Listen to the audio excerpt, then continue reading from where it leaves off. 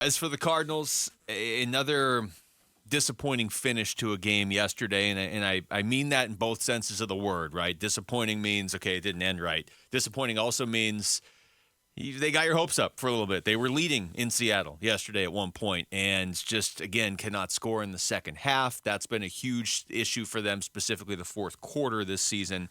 They've been outscored 67-7 in the fourth quarter. I had to do that math on my own. I needed like 6 calculators and an abacus to figure it out. So that's not great, being outscored 67-7 in the fourth quarter. But also, Wolf, yesterday in particular, they had their opportunities, and they came away from those opportunities. One drive started at the 15. Yeah, no. Seattle's 15. Yes, exactly. With 0 points. It's just, honestly, right now, they were missed opportunities by the Arizona Cardinals, ladies and gentlemen. They had their opportunity to go out and win a game, and they just couldn't do it. And, I'll start with the biggest thing, of course, being +3 in the turnover column. That typically means you're going to win the game 90.7% of the time, ladies and gentlemen. 90.7, 91% of the time, you're going to win the game when you are +3 in the turnover column. And we all know that was not the case. That really hurt. That was a missed opportunity right there. And by the way, those were opportunities that were created by the Arizona Cardinals in their defense. Going out there, their special teams, causing fumbles on the ground. Now, I realize that you had a guy like Geno Smith fumble a snap, but at the same time, hey, he could have fell on that ball as well, right? He could have done that. He didn't. You actually had some guys like Kevin Strong make a huge impact on that play, and that's the reason why they recovered the ball. Listen, to me, they create their own chances. Every defense does that.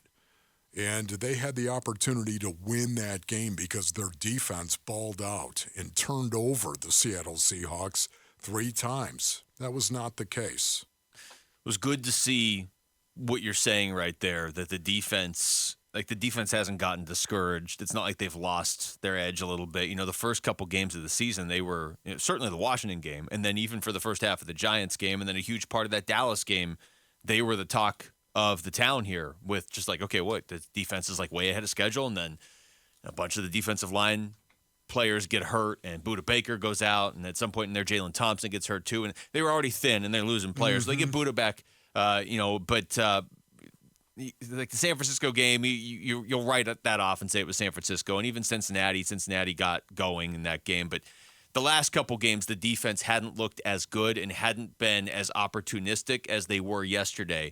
And yes, Geno Smith is not Tom Brady in his prime. He's not Patrick Mahomes. But, Seattle keeps winning games. And you were in Seattle, and your defense did more than give you a chance to win. They almost won it for you. Yes. If the Cardinals had won that game yesterday 24-20 or something, or 23-20 in overtime, we'd be talking about how the defense won the game for them. Yeah, no, you're right about that. And also, too, missed opportunities. Yelda Froholt snapped the ball over the head of Josh Dobbs on a 1st and 10 at the Seattle 15. Right there, you're thinking touchdown, ladies and gentlemen. You're thinking, hey, listen, 1st and 10 on their 15, we got to get this thing in. We got to get it in. Now, there's no guarantee that you're going to be able to get it in, but 1st and 10 on the 15 is a great situation to be in, and you don't get it in, and then you miss the field goal.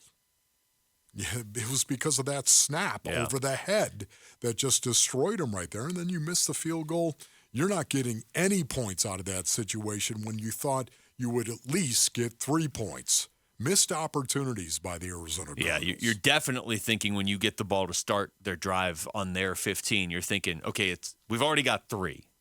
Can we get 7? This is Jonathan Gannon post game talking about the fact that they just did not capitalize on Seattle's turnovers. Yeah, we just got to find some rhythm there. I think they did a great credit to Seattle's defense. They're a good defense, but got to find some rhythm in the run game a little bit because we made some plays in the run game. Just got to be a little more consistent. And the pass game takes all 11. We got to do a better job throwing the ball. Now, this is the other part, and you can't measure this, Wolf, but of value to Kyler Murray coming back, whether it's this week or next week or even the Atlanta game. The defense has played well enough where they should be better than 1-6. I'm not saying the offense maybe hasn't either in some of those games, but the defense has played better than 1-6 would indicate over the course of the season. Sure.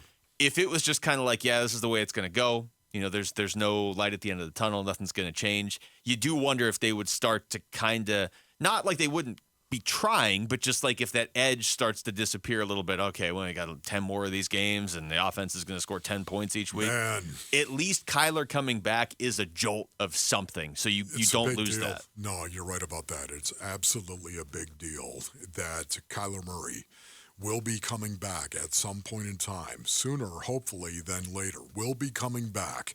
And that is the jolt that I think this team will need. And it's going to be fascinating to watch whether or not Kyler Murray is going to evolve his game, both personally and, of course, collectively with this team. Very interested in that. But he missed opportunities going back to it once again. How about the fake punt on 4th down where Clayton Tune attempted his first NFL pass ever? It seemed a little wonky at the time. I had no problem with attempting the fake. I didn't.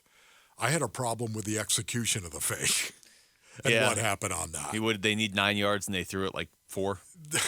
The pass was thrown to a covered receiver, that being Michael Wilson, of course, well before the sticks. Yeah. 4th and 9, and you gained 4 yards on the play.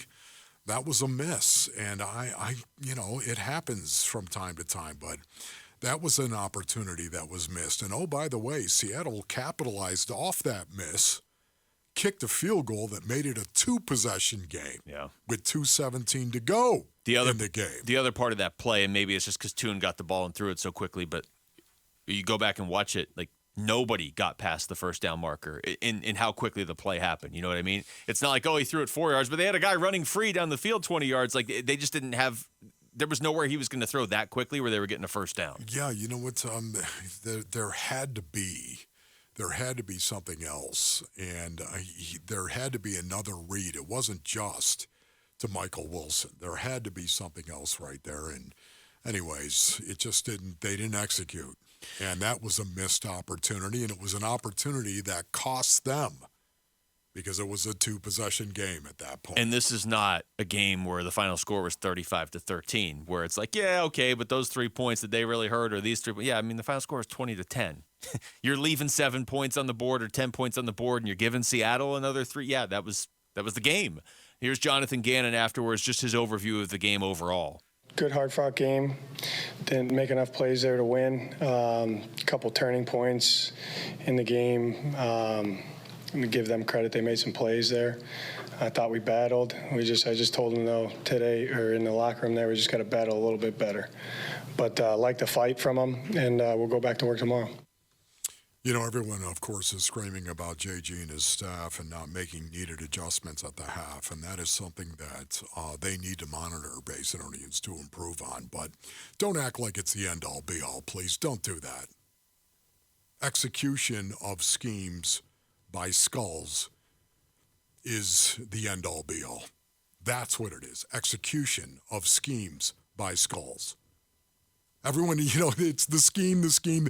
Make adjustments. Listen, No. Go out and do your job. Scheme doesn't win games. Skulls win games. You could have the worst play possibly called for a certain situation. The worst play. And one guy makes a play and destroys the play.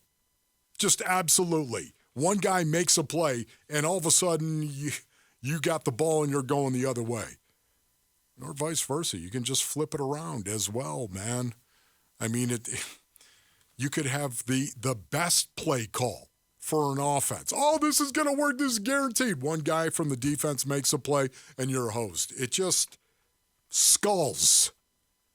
Playing the game of football, win games. It's the player, not the play. Isn't that right, Bill Belichick?